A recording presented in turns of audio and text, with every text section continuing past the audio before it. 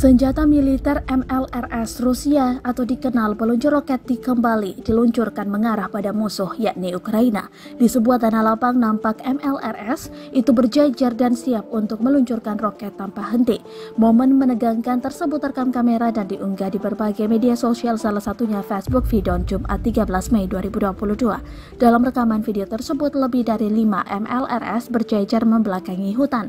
Saat siap menyerang, MLRS milik Angkatan Bersenjata Federasi Rusia itu meluncurkan serangan roket tanpa henti, di mana disebutkan pada keterangan unggahan bahwa Rusia mengambil posisi menyerang Angkatan Bersenjata Ukraina.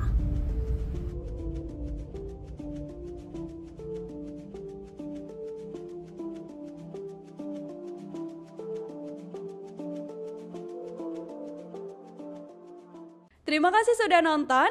Jangan lupa like, subscribe, dan share ya.